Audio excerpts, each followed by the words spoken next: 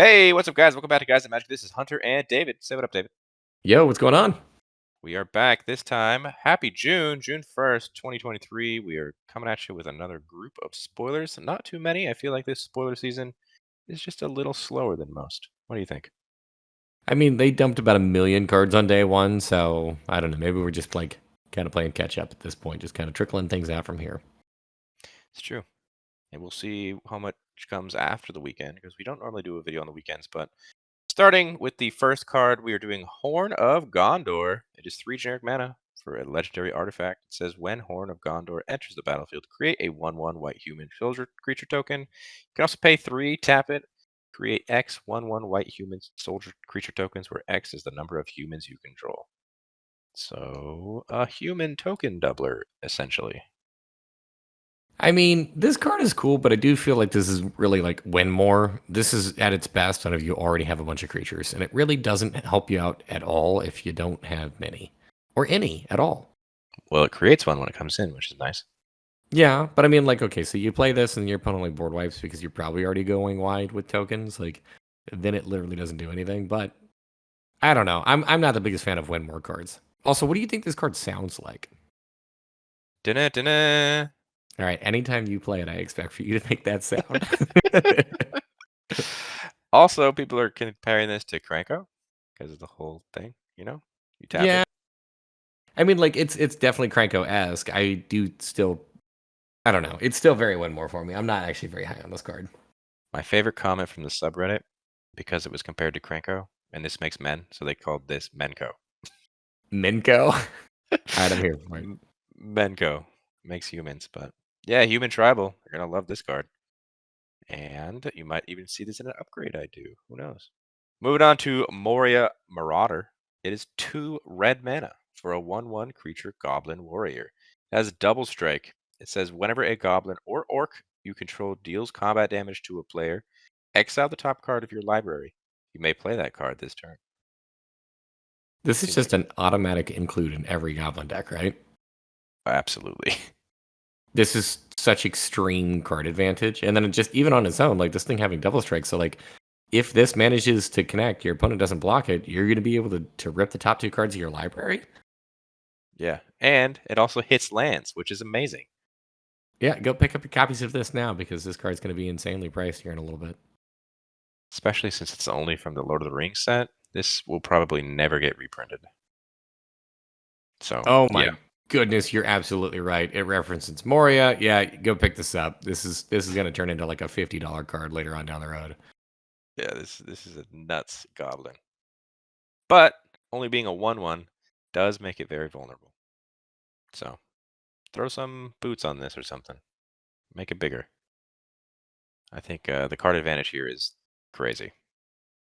Do you think stapling the word goblin or orc on this card was an issue? Because what if this was just a orc warrior, right? And they said only orcs. It would make this card way worse. I don't know if this card would actually be playable if it was just orcs. Yeah, I think if it was just orcs, putting the word goblin on there just makes this card a billion times better. I think it makes the card playable. Yeah, extremely. Moving on to a new saga. This is War of the Last Alliance. It is 3 and a white for an enchantment saga. It's got the first 2 lore counters are the same. That says search your library for a legendary creature card, reveal it, put it into your hand, then shuffle. And the third and final lore counter says creatures you control gain double strike until end of turn. The ring tempts you. Go and find that legendary you need for the next 2 turns. I mean, this could be pretty good. This is tutoring twice. Now it is somewhat restrictive, but like that's some power. Oh, it definitely is, man. Finding a like uh, legendary creature cards are probably the most powerful creatures in Magic, arguably. Tutor this up for, I don't know, Atraxa. It's pretty good. Yeah. I don't know. I mean, tutoring is always nice. The last one on here is just kind of like icing on the cake. I think that's kind of cool, but not necessarily anything that I think is like really crazy. I mean, giving your entire board double strike, Yeah. that is I mean, pretty crazy. what are you gonna do with just Devil Strike? Swing. Good point. Swing in for the win, right? I don't know. This is crazy. I think this can go into like a tokens matter deck too, giving everything double strike at the end there. I mean, anything that wants to go wide or anything, honestly, that's just like relatively stacked whenever it comes to legendary creatures, I think this card is just good all around. My only complaint is that it comes in, it's 4 mana, so it's kind of like in an awkwardly mid-rangey spot where you probably want to be like actually dropping some of those big creatures instead, but I think the card is really solid. I completely agree. Let's move on. Next up, Display of Power. Display of Power is 1 and 2 red for an instant. It says this spell can't be copied. And it says copy any number of target instant and or sorcery spells. You may choose new targets for the copies. So we got just a classic copy spell. No, I think this card is nuts.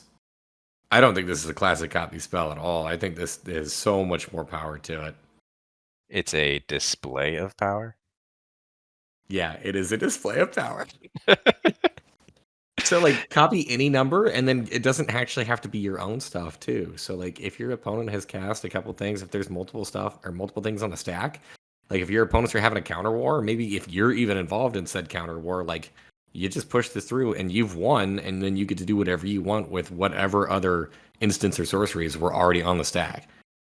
That's true, actually. Now that I think about this, if you're watching a counter war happen too, and you're just like, all right, check this out. I'm gonna counter all of your guys' stuff with your own stuff.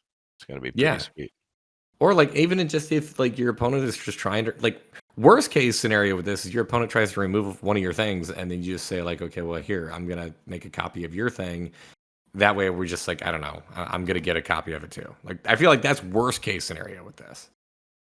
Yeah, in a way, this kind of reminds me of like a split second, you know, where it just kind of kills the stack because unless there's a display of power, obviously is going to be the last card always. I feel like you're going to watch people tap down their mana in a counter war, and then you're going to come in last second and be like, all right, check this out. I'm copying all this stuff. Well, that is also assuming that like your opponents don't have mana up. Because I mean, let's be real. If somebody drops this, this is a wonderful target to actually get countered to begin with. 100%. That's why I said you got to watch people's mana. Yeah, I like this card a lot, but that safety valve, this spell can't be countered, would be insane if that text wasn't there. I mean, that's why it has the limiter of can't be copied. Yeah, exactly. Display of power is powerful. Moving on to There and Back Again. It is 3 and 2 red for an enchantment saga. The first lore counter says up to one target creature can't block for as long as you control There and Back Again. The ring tempts you. The second lore counter says search your library for a mountain card, put it onto the battlefield, then shuffle. And the third and final lore counter says create Smaug, a legendary 6/6 red dragon creature token with flying, haste, and when this creature dies, create 14 treasure tokens. It's so crazy. Uh, I don't know if this card is good. I think this card's great, man. I like this card a lot. If you can get that Smog out on the field, my goodness. Swing in and then just sack it and get those 14 treasures. That's what I would do. I mean, I don't know if I would want to sack it. So let's go down and just like break this saga down a little bit more. The first mode here, one target creature can't block. It's not like your creature becomes unblockable. It's just one thing can't block. So like I don't know if that actually really helps at all. Searching your library for a mountain is cute, but on I don't know, you've got 5 mana at this point. I don't think that that's really relevant. I think the only part of this card that's any good is the fact that it does make the 6/6, but if you cast this on turn 5, you're not getting that until turn 7. Like this is a really late card. I still think it's really good. You can't deny getting 14 treasures off of a creature dying isn't good. I mean, yeah, it is, but I think in all honesty, like if I'm playing in a 1v1 format, like if I'm drafting this, I'd rather have the 6/6 dragon. And then if I'm playing in something like Commander, the 6/6 dragon is probably not going to do a whole lot for me. And there's so much exile removal out there, I'm not guaranteed to get the treasures. That's why I'm saying you got to put like an altar or something that you can sack yourself. Because as soon as you get those 14 treasures, you're definitely winning. I don't know. I disagree with you on this one. I'm not very high on this card. I love the I love it. artwork of it, and I also love the Smaug token artwork. But the card itself. Yeah, so as far as the token goes, it's pretty cool how it's not the actual Smaug, but it's instead like lore, right? It's Yeah, you're reading a book. we're getting a saga from it, so it's like we're hearing a story, and then the token being like, here's an illustration from Bilbo's book. So I think that's pretty neat. Yeah, they are, to Wizards of the Coast credit, crushing it this set. I love it so far, everything we've seen. Moving on to Borne Upon a Wind. It is 1 and a blue for an instant. It says you may cast spells this turn as though they had flash. Draw a card. Simple, to the point, seems good. I like that it cantrips. We've seen Mhm. these like you can cast spells as though they had flash things before, and I've never necessarily felt that they were playable. This one cantripping, maybe? I don't know. I mean, like cantripping is really the only part of this card that I'm like super high on. The flash part of it is cool, but that's about it. I don't know if you're running, say, a blue-white deck, a little bit of control, obviously. You're definitely not playing this on your own turn. Playing on someone else's turn, you're gonna flash in something, maybe at someone's end step. You're also drawing a card off it. I think this card is great. I don't know. Back to my point though is that like this is essentially just like this is 2 mana for a quicken that can hit. I guess you can cast whatever you want, not just like sorceries off of it, but still that's another card that like I don't play and I don't think is all that great. And this one having the upside of being able to get anything in, I don't see it. Flash in a giant creature at the end of the turn. Yeah, Also but that draw a means you card. had all that mana to do that. It's true, but you could be bluffing and be like, I have a rift. Just kidding, I have something big. I think it's good. You think it's okay. We'll see if it's played. Moving on to the final card we're talking about today. It is an uncommon. We don't normally talk about uncommons, but there wasn't a lot of rares and mythics today. So we're talking about Shadowfax, Lord of Horses. It is 3, a red and a white for a 4/4 legendary creature horse. It says horses you control have haste. What does haste mean? They can attack and tap as soon as they come under your control. And whenever Shadowfax Lord of Horses attacks, you may put a creature card with lesser power from your hand onto the battlefield tapped and attacking. David, why did I explain haste? Because that's what Shadowfax wants you to do, dude. He explains haste. Yes, the quote from Lord of the Rings goes as what, David? It's something like show us the meaning of haste or something like that. But Shadowfax has the rules text for haste on it, which I think is amazing. It is the perfect thing they could have done for this card. And horse tribal, right? No. He's a Lord of Horses, he's a horse lord, Lord of Horses. Get it? I mean, look, I get it. It's just like I'm not playing horses with this deck. Yeah, you're I'm, right. Because you can put a creature card. It doesn't have to be a horse. That's pretty powerful. yeah, it just has to have lower power, but I mean, this thing has 4 power to begin with, so you have plenty of different choices out there. I look at a card like this and immediately think, okay, well, how can I start getting in like my stacks pieces to just kind of like punish my opponents and have this played kind of like a like Winota esque. Because I mean, this thing has haste too, so 5 mana 4/4, it's coming at you immediately. Yeah, but you got to be careful when you're throwing in stack pieces because you're putting in a creature card that's tapped and attacking. So you don't really want those to die. But I mean, yeah, that's true.